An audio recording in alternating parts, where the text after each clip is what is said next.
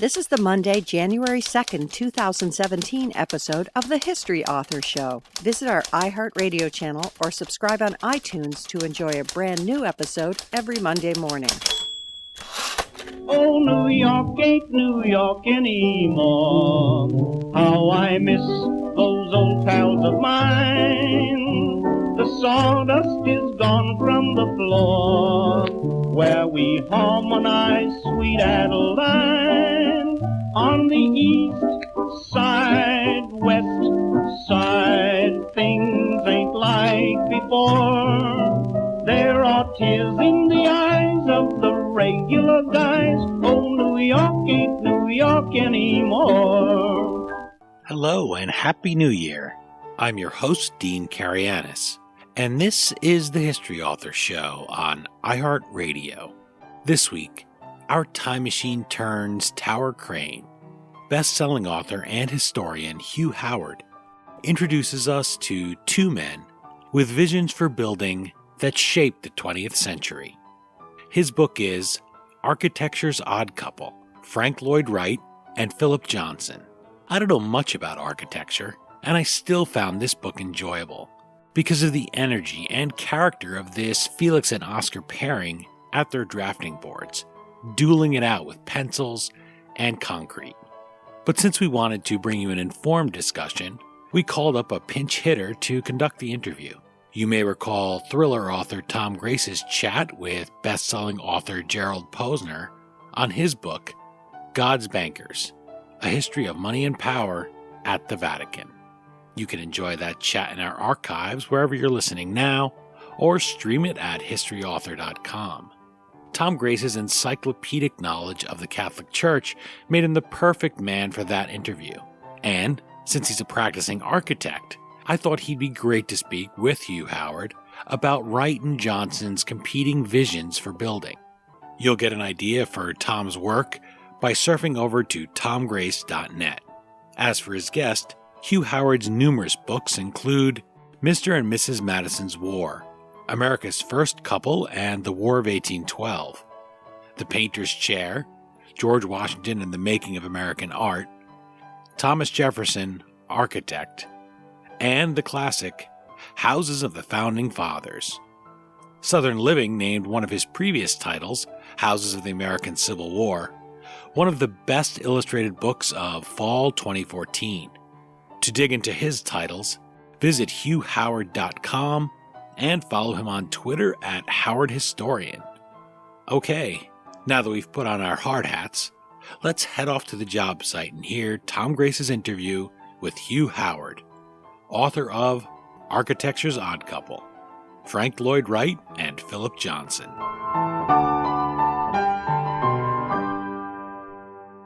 Hello, this is Tom Grace, and I'm joined on the line now by Hugh Howard, author of Architecture's Odd Couple, Frank Lloyd Wright and Philip Johnson. Thank you for making the time to talk with the History Author Show. Happy to be here. The interesting thing about these great buildings is there's always a story behind them, and that's what fascinates me. As a writer, I like to know what drove people to build these things.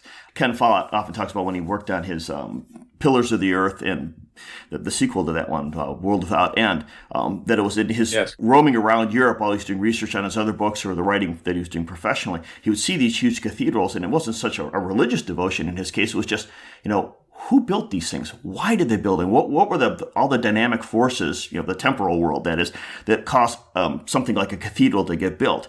And the same thing is true of these, skyscrapers that you see that Johnson has dotted all over the United States. And certainly the Wright buildings, all the stories behind them. And, in Wright's case, many of his stories, are worthy of soap operas. Just a fascinating guy. And Architecture's Odd Couple is absolutely chock full of both of these. So I highly recommend that for anyone who's interested in the stories about how these buildings came to be. You've hit a tangent because I never knew anything about the relationship between these two men and how their worlds sort of orbited each other for about 30 years. And it was just kind of fascinating to see that dynamic illustrated. Yes, well, the thing that inspired me to write this book was coming across the relationships that they had, which, as you say, did last about 30 years, commencing with the show that Johnson curated at the Museum of Modern Art that essentially introduced North America to what we now think of as the international style and modernism in its steel and glass glory. And Wright was invited to participate in that show, but in fact, he was seen by not only Johnson, but by Alfred Barr, who, of course, was director of the Museum of Modern Art, as kind of a forerunner and not a vibrant, live, significant creative force in 1931 when this show was being put together. So when the show finally went up and Wright discovered that he was being treated as yesterday rather than today and tomorrow, which is how he always thought of himself, there was this little frisson of this moment of anger. And I think that set the tone for what was a very complicated relationship that endured until Frank Lloyd Wright's death in April of 1959. And they had some significant gives and takes, and I think had some influence on one another's work. I've really found fascinating the fact that here's Johnson, sort of a bon vivant, not really in the architecture world, but kind of orbiting the outer worlds of it, and the art side of the curating side with his involved in the museums, and he gets involved in this curating this show on the international style. And here's Wright, this driving dynamic force who's already cratered one career. Wright's an interesting character in that he's basically had three individual careers through his long life that any architect would give his eye teeth to have one of, and he did three of them. He came back from the ashes, and people writing him off and thinking he's dead, and here he comes back again with these things. But the fact that he kind of encouraged or drew Johnson out of these other things that he was doing with the criticism and the curating and all that, and actually got him involved in a way in architecture professionally. He did. Johnson actually credited Wright with saying to him at one point, Philip, you just got to get serious about this. You're going to be an architect or you're not going to be an architect. And I think that tension between the two men was manifest in a lot of different ways. The reason we chose the title Architecture's Odd Couple was not that they were a couple, because, of course, they never were, really. I mean, they were never partners in architecture, nor were they any kind of, emotional couple. Johnson was gay, and Wright was an admitted homophobe. So their relationship was odd, shall we say, but in its way fruitful. I mean, Frank Lloyd Wright would never have admitted to this, but Johnson certainly regarded arguably Wright's most famous and most admired building, Falling Water, as a direct reaction to the international style. In fact, Wright sort of did acknowledge this once in a conversation with a junior apprentice, saying that I'm going to outdo the internationalists here. That's one of my favorite lines in the book, is the fact that I'm going to beat these guys at their own game. Yeah, well, in some sense he did. I mean, it is an absolutely astonishing building. I've been to it many times and never tire of going to visit it. It's one of my favorite buildings in the world. Me too. I had the good fortune to be there with a television crew a number of years ago. And in my opinion, the best way to experience a house, short of living in it, is to be there through the full cycle of a day. And we got there before the sun came up, and we left after the sun went down. And to see the movement of light, to feel the changes in atmospheric character, to experience the place at different times of day with different numbers of people in different places, really gives you an appreciation of what a unique place, because it is truly a unique house. There's no other house that looks as much like a bridge and yet is also this unexpected delight. There's nothing else like it. And the way it's woven into the environment, probably more so than any of the other Usonian or more international style houses that Wright did. I think that one really embodies a lot of his organic architectural philosophy. I think it does. Perfectly. I think it does. The story of how he decided to do that. I mean, the commission for that from E.J. Kaufman, who, of course, was a very successful retailer, ran a big store in Pittsburgh, had quite a lot of money. And his commission to Wright was to build for him a waterfall cottage. That's E.J.'s epithet, waterfall cottage, which most of us would have understood to mean a cottage that overlooks this beautiful waterfall on this piece of property that Kaufman owned. But of course, Wright, being Wright, decided that he would have to invert everybody's expectations, and he put the house in the waterfall rather than standing some distance away looking at the waterfall. And that meant that it had the kind of, as you were suggesting, the sort of integral connection to the stone, to the stream, to the hillside, and to the water itself, which flows underneath those cantilevered trays, as Wright called the balconies, that extend out over the breadth of the stream. Yes, you imagine them as the trays on a waiter's hand being held out, cantilevering over the thing. And of course, he pushed, as he did many of his buildings, the technology a lot farther than it was capable of at the time, but he was really pushing the envelope, not just aesthetically, but in terms of how do you build things, the whole idea of reinforced concrete and all that. The major renovation that just occurred in the house that brought it back to its glory pulled all those flagstones up and inserted a lot of steel into it to bring the cantilevers back up into true, because they were starting to dip a little too much into the stream. That's right. Well, Wright was a very intuitive engineer. His architectural training really only consisted of 2 semesters of engineering at the University of Wisconsin, and then apprenticing with, some good folks over the years. In the early days, Dankmar Adler was probably the engineer in charge at Adler and Sullivan.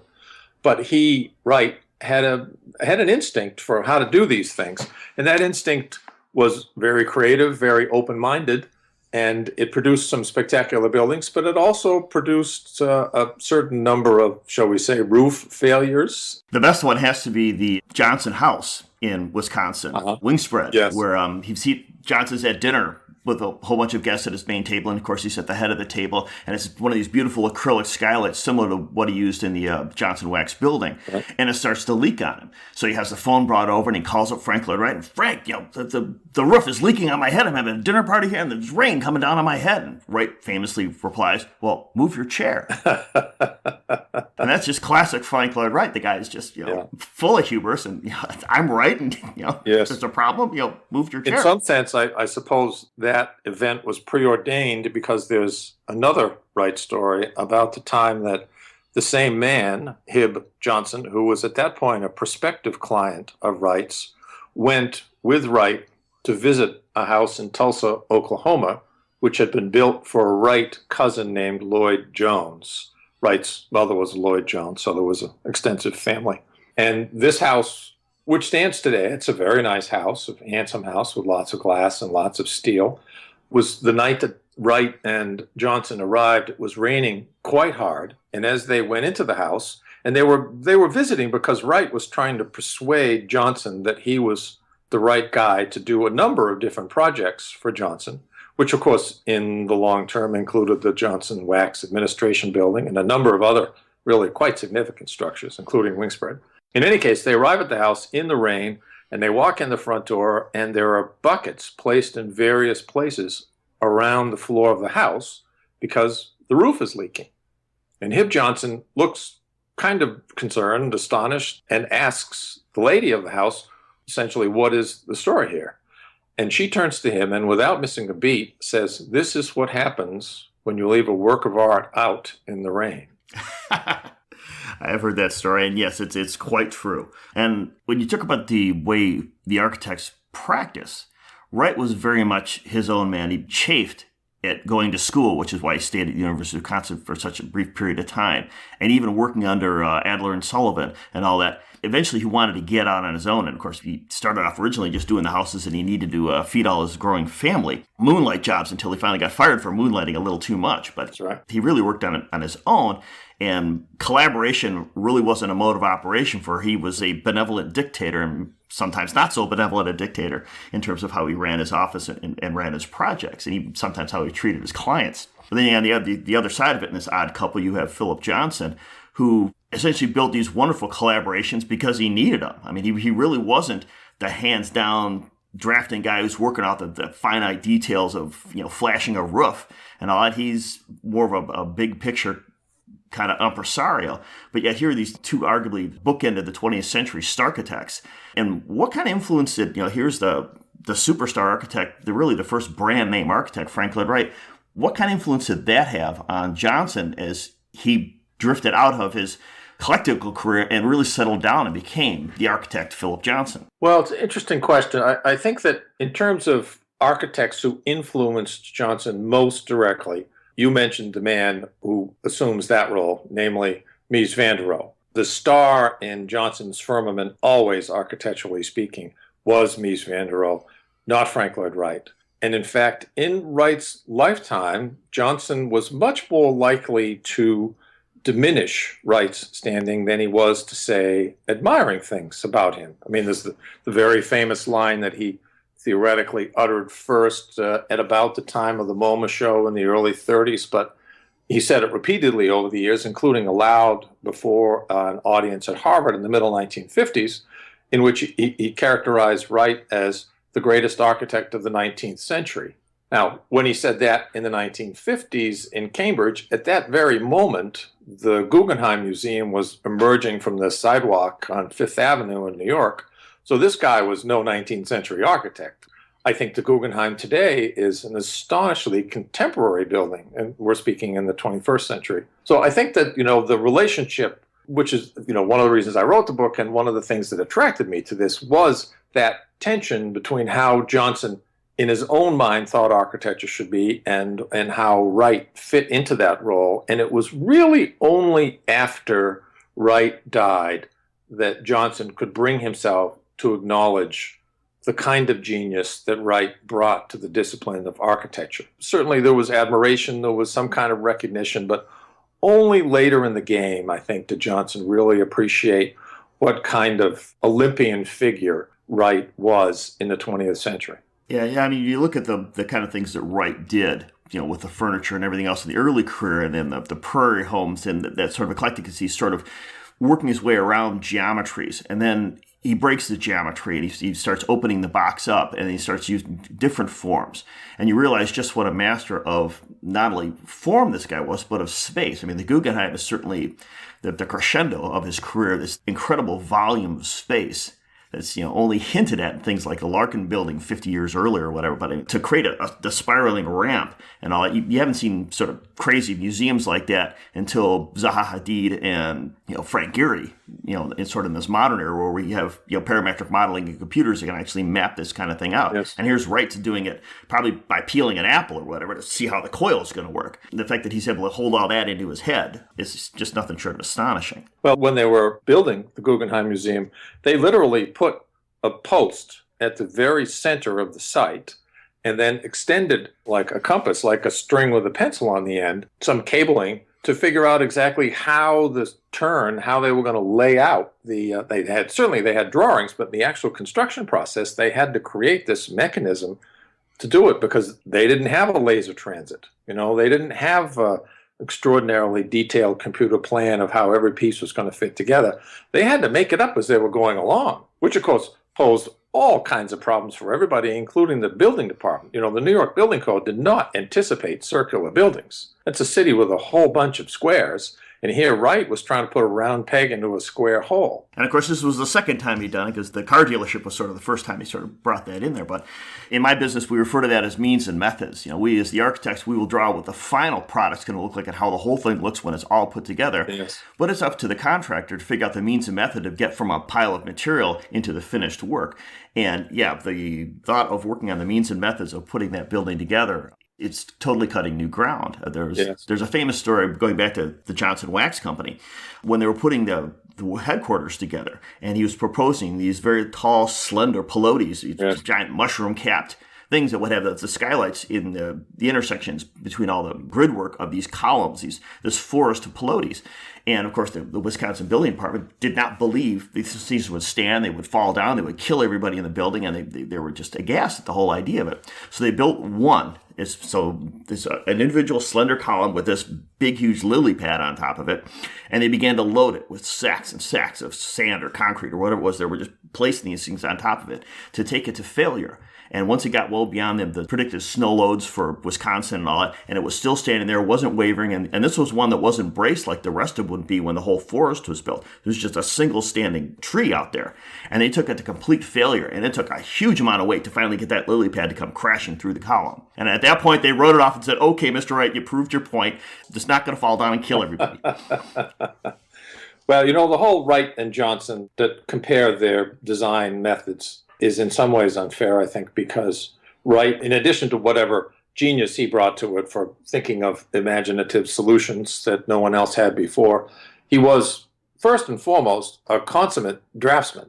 He could execute wonderful presentation drawings back in the day when an architect's that was absolutely essential to selling the job. You had to present spectacular drawings in a way that I think there's much less of a premium on that today when Most drawings are generated by some kind of CAD software program. So he was a consummate draftsman. Yeah, none of us are going to the Beaux-Arts school anymore to learn how to do gouache. That's right. Yeah, I had one of the last teachers at my school who did that, and the guy was 90 when he was teaching us how to do some of this stuff. And I think in a small way that the discipline of that survives at places like Notre Dame with their classically inspired program.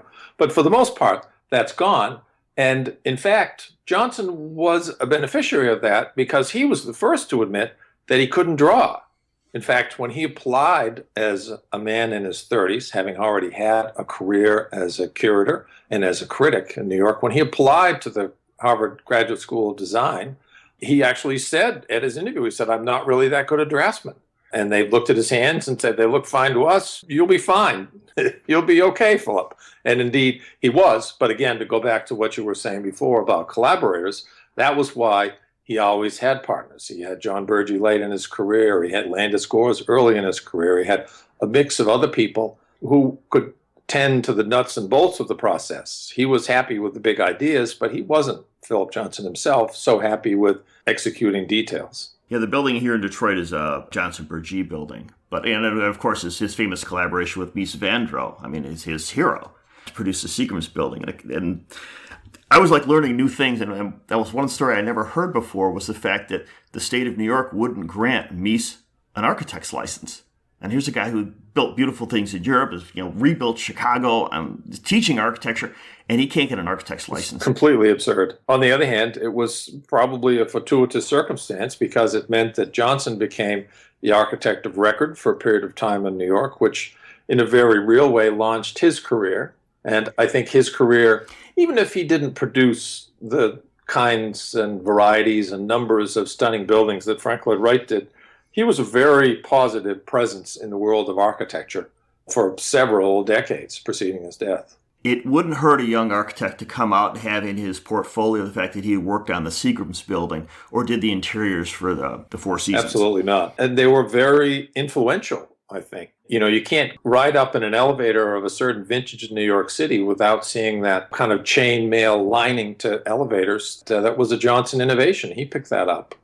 And I think anybody who's ever had a meal in the now late lamented Four Seasons remembers those undulating curtains. And it was a very effective, very dramatic and agreeable place to be. Agreeable enough that Johnson had lunch there pretty much every day for about 50 years. Well, I was fortunate on my first meeting with my publisher in New York. That's where they took me to dinner. It was the Four Seasons. So they knew I was an architect, so they said, well, we got to take you to this place because it is the place to be. And I'd heard about it, and to actually be able to sit there and enjoy a fine meal in that restaurant was a highlight. Well done. And it was kind of funny when Dean asked me to pinch hit for him and I started preparing for this interview. I sort of had this Twilight Zone theme song running in the back of my head. I'm a practicing architect as well as an author, and the firm I work for is Smith Group JJR in downtown Detroit. We've been around for a little while, about 150 years. Our office is right downtown in Detroit in this beautiful old Art Deco skyscraper we designed during the heyday of the skyscrapers. And right outside my 20th floor window, I look directly across the street at One Center Detroit, which is one of Philip Johnson's final buildings.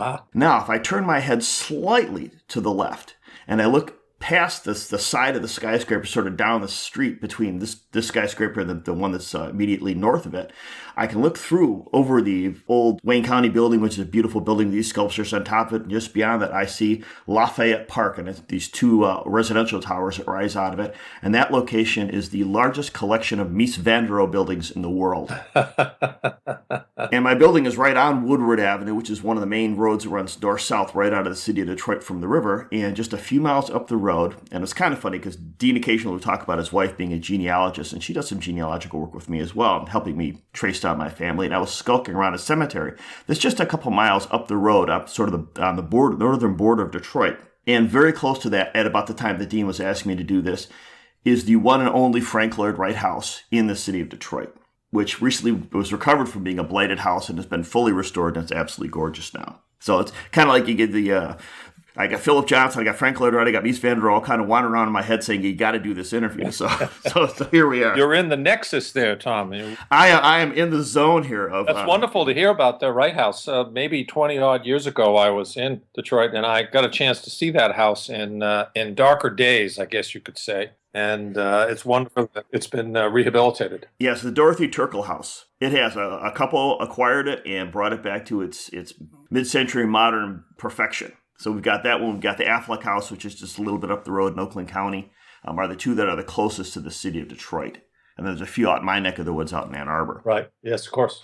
Including one, not a Frank Lloyd Wright house, but it was inspired by Frank Lloyd Wright. It's a Roby house, basically. It was put on steroids, the Domino World headquarters. Yes, I've been there years ago. I did a piece for the New York Times about one of the houses of Wright's in Buffalo, and I spent some time with Tom Monahan at the time. He was in the midst of that moment where he was driving the market for Frank Lloyd Wright artifacts right through the ceiling.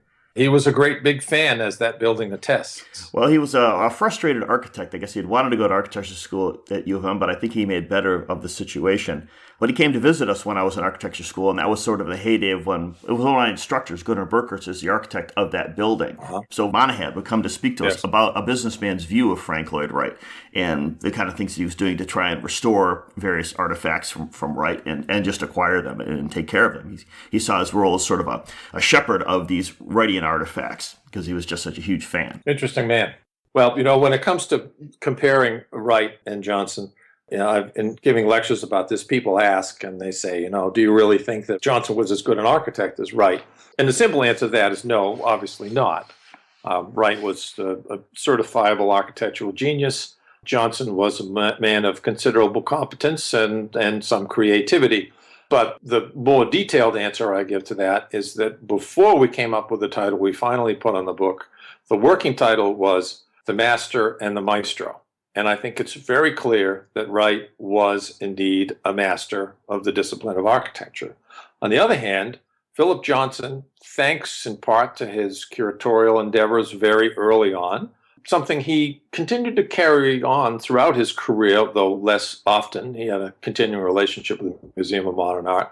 Thanks to his gift with words, he was a critic of no small significance. And thanks to a generosity of spirit that meant he could embrace people like you name a significant late 20th century architect. Bob Stern, Stanley Tigerman, that whole sweep there in the postmodern era. It's on and on. They all had lunch with him. They all got some kind of boost from Johnson. Johnson said to various builders, said to various commissioners, said to various folks, you got to hire these people. Frank Gehry was someone who absolutely benefited from the patronage of Philip Johnson because he was, even if he wasn't dispensing money and commissions himself, he was functionally a patron with the kind of power that he wielded in New York, in Houston, in some other places. And he enabled a lot of these guys to build their careers early on and become the folks that they became. Yeah, that's one of the interesting things when you look at the body of work that both Wright and Johnson produced. You can go to any major city in the United States and walk around, you'll probably find a tower, something, because there was a period where that Johnson just seemed to be producing these dynamic landmark structures.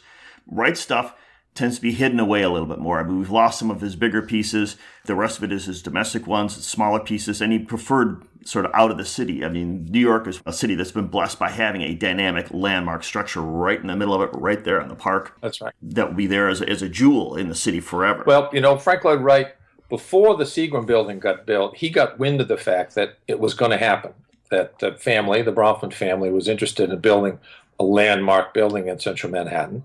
And he, already having the commission for the Guggenheim in hand, although it wasn't anywhere near built, it took 16 years to build the Guggenheim. He wanted the Seagram commission, and he actually sought out a member of the family trying to get that commission. But there were a number of folks in decision-making positions who said, I don't know if we want this guy Wright. He's just too unpredictable. And quite frankly, he didn't have the skyscraper chops at that point to do a building like that.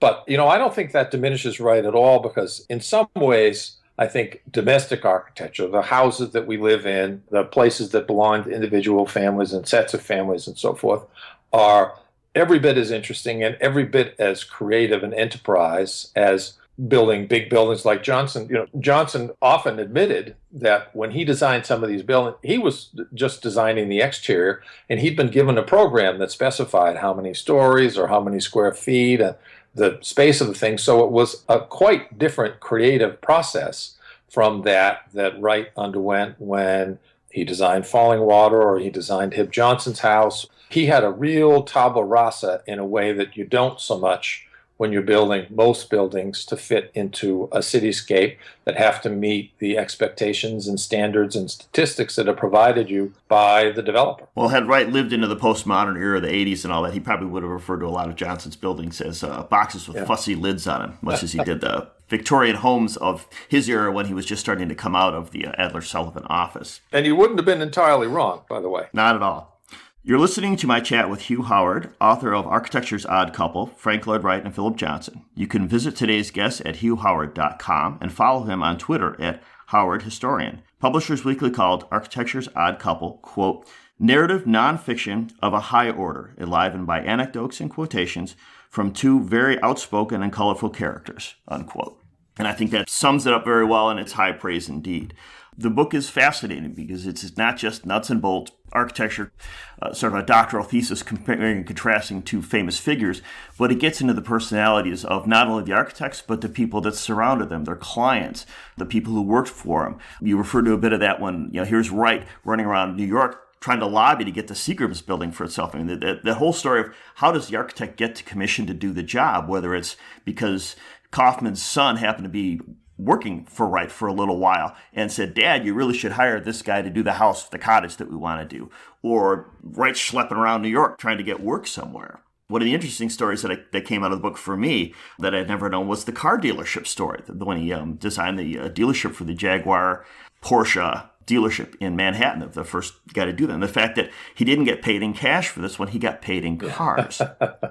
And interestingly, he got that job because Maximilian Hoffman, the man who ran the imported car dealership after World War II, a former race car driver, and a very interesting story in and of himself.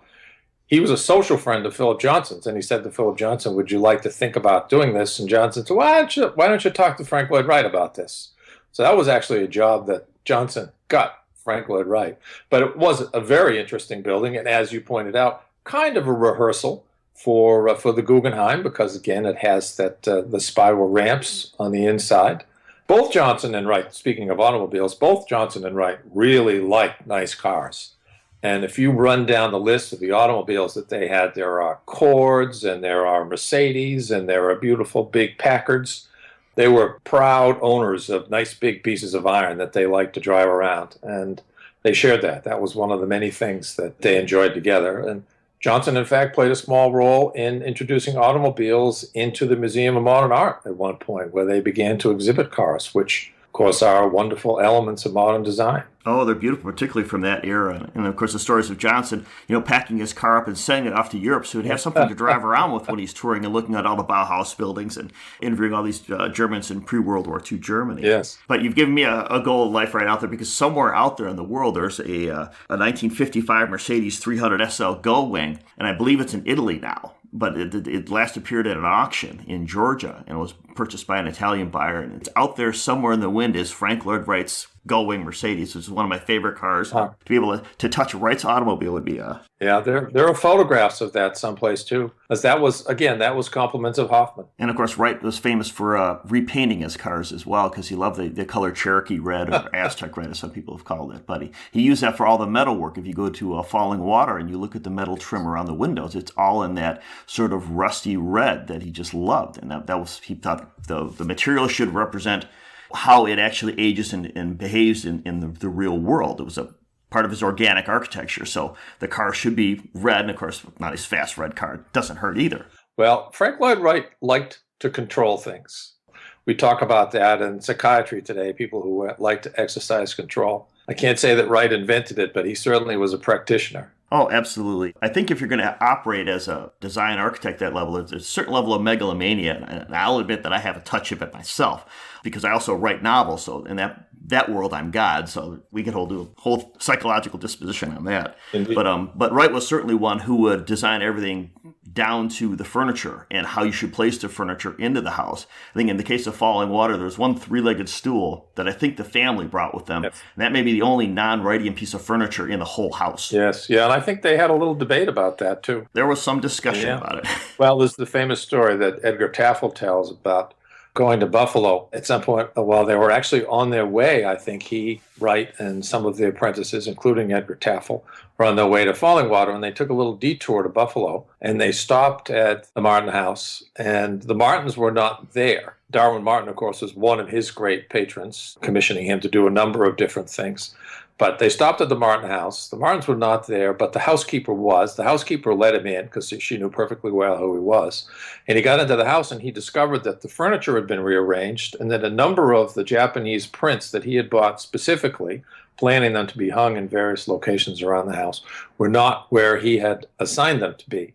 So he actually, with the assistance of his apprentices, rearranged the furniture in the house and put the prints back up on the walls because that was the way it supposed to be as far as Wright was concerned. Now, this was a house he designed 30-odd years before, and he had no right whatsoever to be there. But that was Wright. And I believe he broke into Johnson's house as well when Johnson wasn't home and wandered around the place. You know, I think he always felt that he had some kind of continuing interest in these places because they were products of his imagination. I guess we have to admire that confidence. But I'm thinking Philip Johnson's house in New Canaan. Ah. If I recall, he paid a visit there, and I think the housekeeper was. Well, he did. Yeah, that's another famous story. This was in the 1950s when Wright was in the process of designing a house, I think in the same town, New Canaan. Mm-hmm. And he very much liked to needle Philip Johnson. And at one point, he walked into the house, and if I remember correctly, he said to the housekeeper, "Is it Philip? And is it architecture?" Not content to leave it at that, he said, "I don't know whether I'm supposed to take my hat off or leave it on," which actually, when you visit the house, is a fair enough question, given the fact that the wallpaper is not wallpaper at all, but is the great outdoors that surround you on all four sides, since the walls are entirely of plate glass. Am I inside or outside? Am I outside or inside? I don't know if you had done that to Mies, though. Well, Mies visited the house. Mies had very mixed feelings about the glass house, despite the fact that he himself designed the house that was very much Johnson's inspiration for the house. Mies complained about Johnson's house, in part because Johnson didn't build the whole thing with steel. The ceiling is made of wood elements, wood joists. And I think Mies felt that kind of violated the creed to some extent. But I also think that Mies and Johnson had complicated relations. They were able to do one wonderful building together, and then they went in their own respective directions. Well, the relationship between Mies and Wright was somewhat interesting. One of my professors at the University of Michigan was in Mies's office for many years. And in fact, I remember famously seeing a book that had Mies with his cigar. And Mies wasn't a very tall man, about 5'2", 5'4". And he's walking around one of the construction sites in Chicago, and my instructor was with him because he was a junior architect at the time, and the guy was 6'5", so he's towering over Mies, carrying the drawings, and Mies is looking over things. And in a subsequent edition of the book, my professor's not in that picture anymore. He got airbrushed out, so it's just like the solitary architect walking the field and all that. But he would tell these stories of, when Wright would come to Chicago to visit and do whatever he's doing, he'd pop into the office. And Wright wasn't a very tall man either, so probably 5'2". That's why you walk around in his buildings, and his metric for the perfect man was himself. So anyone who's taller than him was kind of out of luck. But he would go in there, and Mies would have a cigar, and Frank would have his boater hat on and all that, and the two of them would go out arm in arm and go drinking.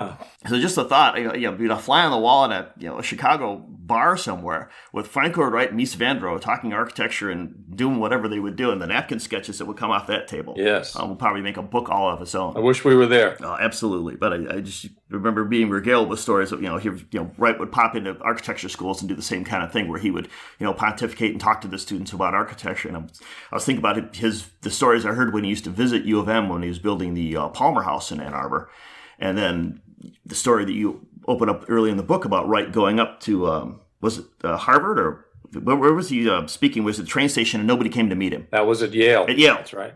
Yeah, that was in the middle 1950s. I want to say 54, when he was chosen to be the inaugural speaker in a lecture series that Yale had established of great Americans, not architects specifically, but they chose Wright. And he arrived at the train station, having come up from Manhattan, where he was keeping an apartment at that point, because that was during the years that the Guggenheim was being constructed, and he felt he had to be nearby. And he gets to the train station and walks into this great, big, beautiful Beaux-Arts station with the sun pouring in. That's a Cass Gilbert building. And there's nobody there to meet him. And here's this 80-something-year-old guy with a cane, and he's very much accustomed to being the king of his castle. I mean, that's the way he always ran the fellowship, the Taliesin Fellowship. And he was very much accustomed to having people kind of waiting on him all the time. And someone should have been there to grab his bag, I'm sure, is what he said to himself. And so he prepared to just turn around and go back to New York, take another train. Fortunately, several of the young undergraduates at Yale who were assigned to get him over to New Haven did finally show up. They were just running a little bit late. But it was much later, into the evening, he encountered Philip Johnson, who was the person largely responsible for his invitation. And when he saw Philip Johnson across the room, he managed to sort of meander his way over to him and then looked him in the eye and said, "Philip, I thought you were dead." It's classic Wright. Wright was a man who could diminish and yet at the same time he could do with a smile on his face.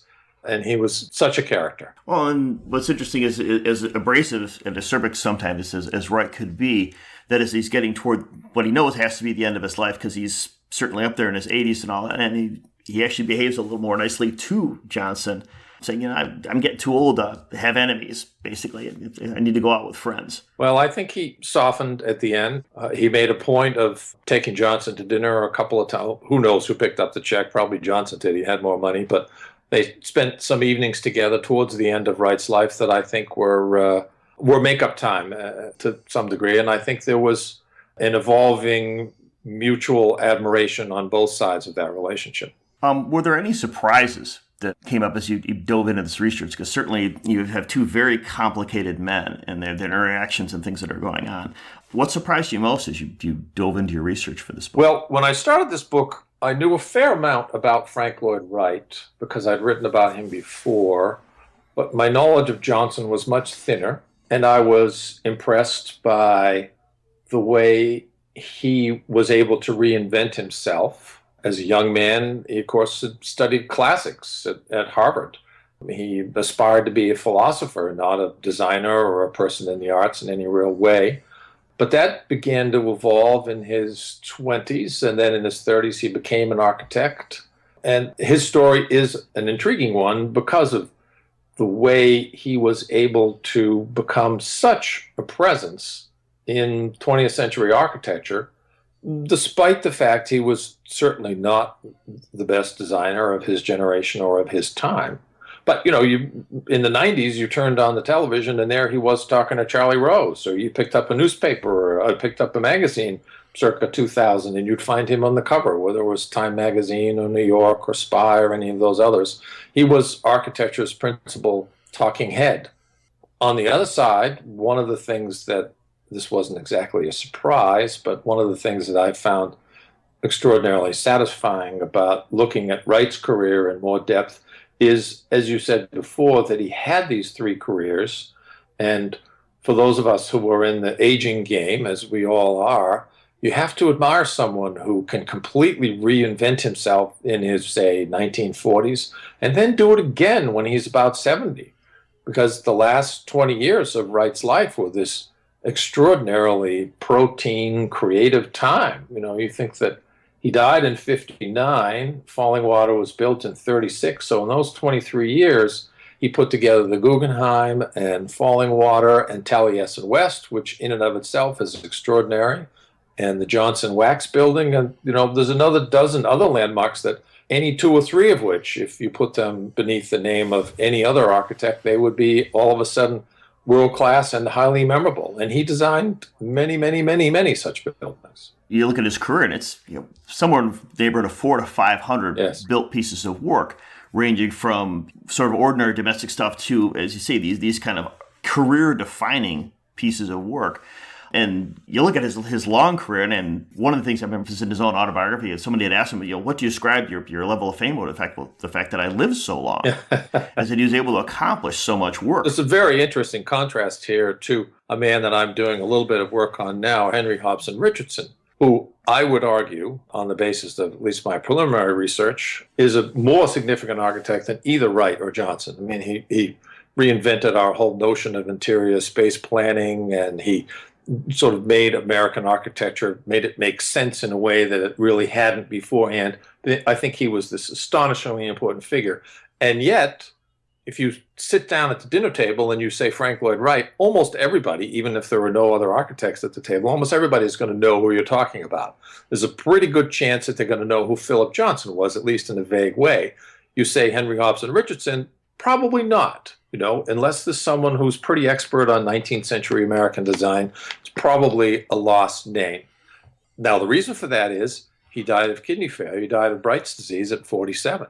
If he'd had a career twice as long as Wright did, I mean, Wright lived into his 90s, as did Johnson, my suspicion is he would be a much bigger presence in our cultural, intellectual life today, and people would know that name. There would be more buildings of his. He would have had a much more significant presence because he showed no signs of diminishing skills at the end of his life. But again, he died at 47, not at 90 or 92 or 94. No, and his work is absolutely beautiful. That the train stations that he did in the churches, I mean, his mastery of stonework and not doing it in a sort of a slavish European way, but in a new vernacular. He started setting in motion the kind of things you see a little bit in Louis Sullivan's work and sort of defining an American architecture as opposed to one that's just a copy of a European architecture. Right. Well, the auditorium building in Chicago was redesigned by Sullivan after he saw a work of Richardson's. Sullivan acknowledges that in his autobiography, that he just taught me to see things differently. And we think of Sullivan as this, again, wonderfully influential, important figure. Well, he was deeply influenced by Richardson. Yeah. Well, I think a lot of it has to do with media as well. Is if you have Sullivan and Adler, who are dynamic figures, and Richardson very much of the 19th century. But Wright was the first one who kind of come into the 20th century with the different types of media we have, bigger newspapers and radio and other stuff that's going on, that makes that jump into becoming a piece of the culture. What arguably is the world's first architect, the brand name architect. Well, I told you before that one of the things that made me write this book was I was interested in the relationship that they evolved. But to be completely honest, the thing that really decided me that I was going to write this book was the realization in looking at their writings and looking at the videotapes that survived and looking at the material about them as men, is that neither of these guys ever shut up.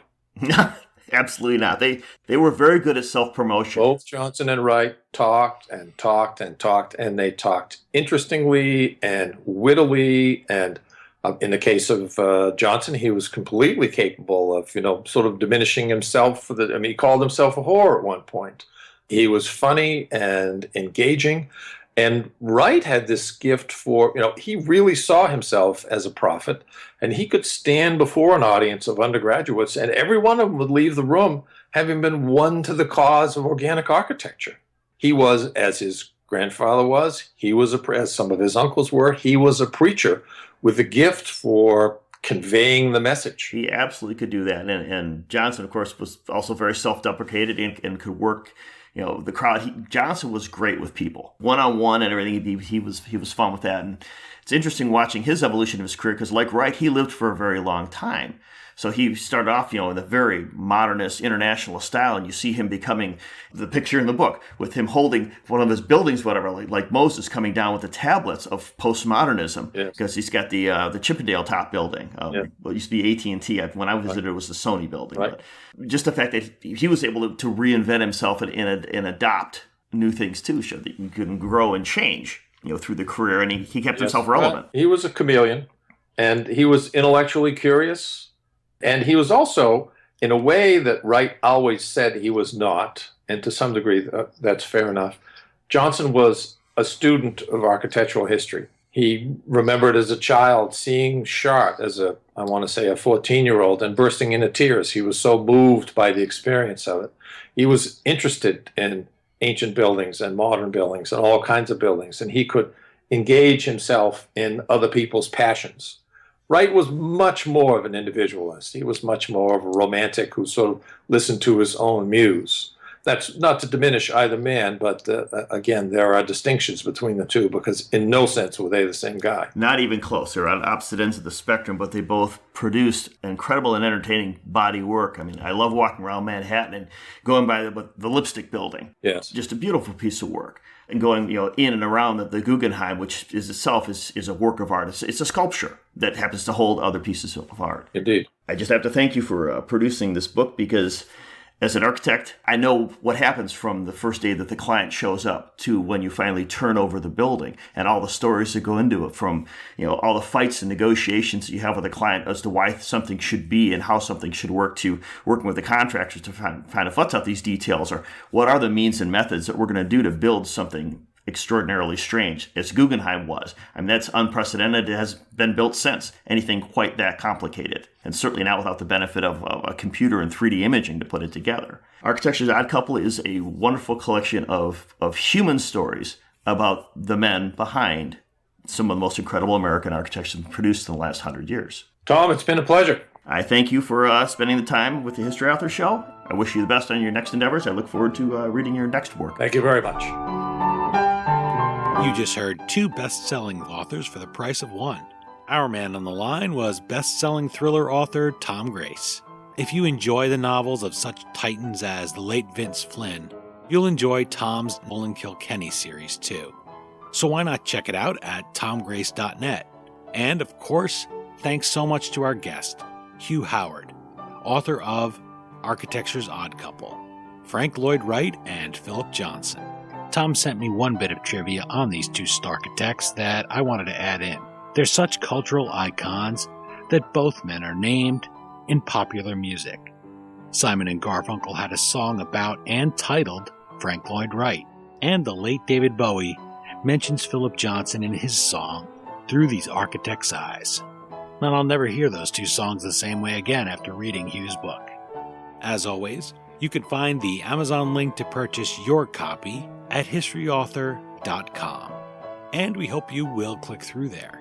If you're going to buy something from Amazon, why not head to historyauthor.com first and just click through that banner ad. Amazon.com gives us a small percentage of everything you buy at no additional cost to you. It's a great way to support the show if you enjoy what you hear from us. It helps keep us in highlighters, helps keep Tom in drafting paper, and you keep getting a great interview every Monday morning. And everybody's happy. Please remember to visit hughhoward.com for more on the buildings we love to admire. And follow him on Twitter at Howard Historian. And while you're over there tweeting away, let us know what you think of the book and the interview on Twitter at HistoryDean, over at facebook.com/historyauthor. Well, that's it for this Build-A-Bear installment of the History Author Show. I hope you'll join us for next Monday's all-new interview right here on iHeartRadio. And if you subscribe to us on iTunes, please take a minute to leave us a review. On behalf of Tom Grace and everybody here at the History Author Show and iHeartRadio, thanks so much for time traveling with us today and for the past year. I hope 2017 is everything you want it to be, and maybe they'll finally finish that time machine. Hey, a guy can always hope, right? Happy New Year, everybody.